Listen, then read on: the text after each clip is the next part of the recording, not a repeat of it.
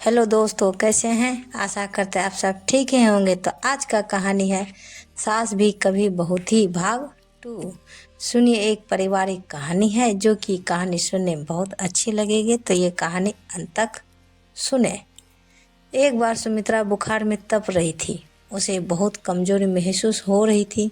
कमरे में दिन भर पड़े रहने पर भी किसी ने उसका हाल तक जानने की कोशिश ना की थी।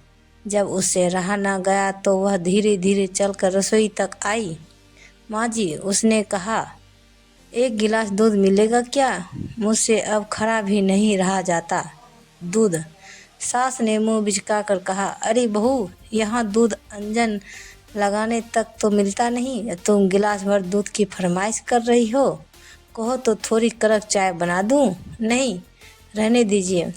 उसके पिता को जब इस बात का पता चला तो उन्होंने आग्रह करके उसके घर एक गाय भेज दी।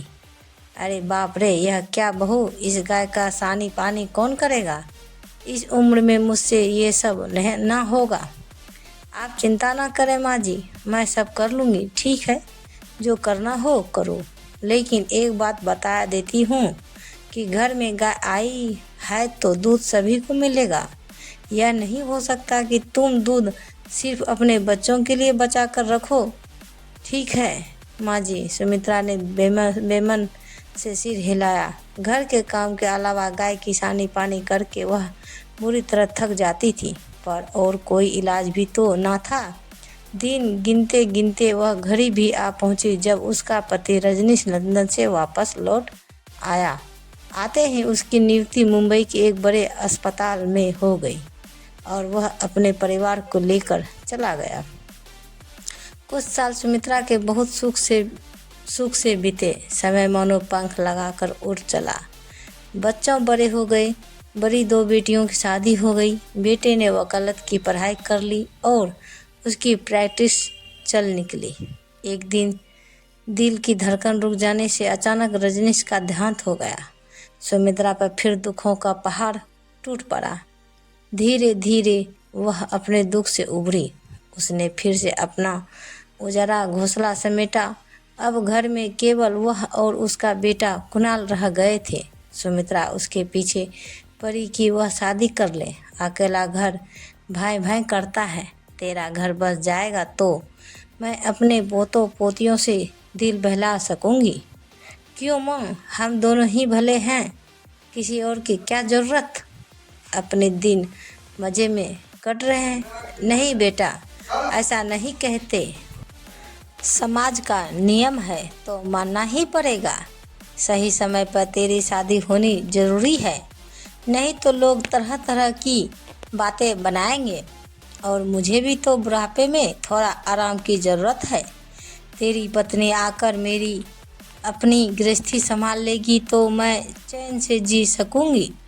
कुणाल थोड़े दिन टालता रहा, पर जब शहर के एक अमीर खानदान की बेटी ज्योति का रिश्ता आया तो वह मना नहीं कर सका।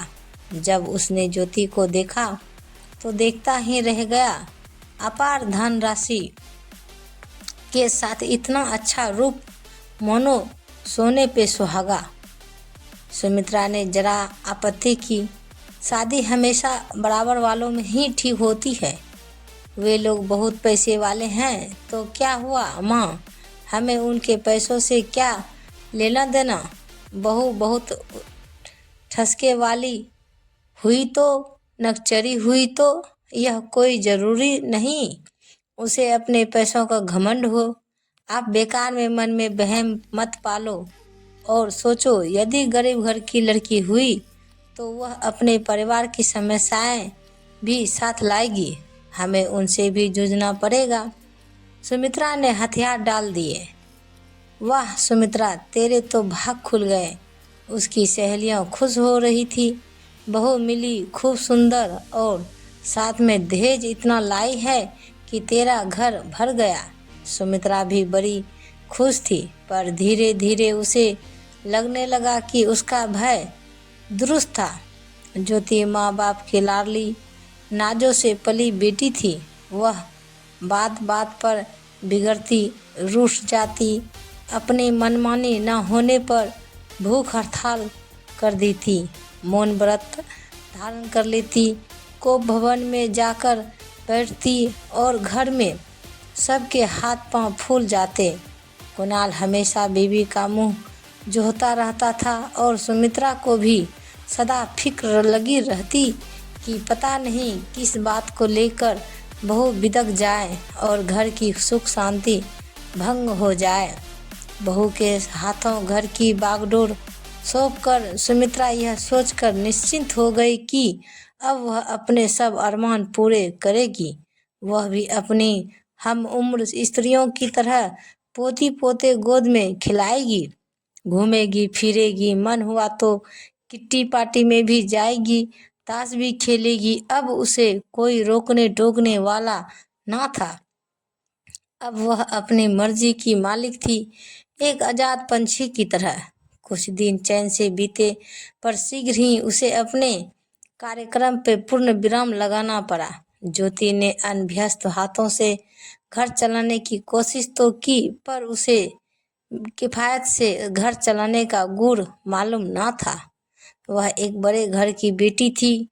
महीने भर चलने वाला राशन 15 दिन में ही खत्म हो जाता। नौकर चाकर अलग लूट मचाए रहते थे। आए दिन घर में छोटी मोटी चोरी करते और चंपत हो जाते।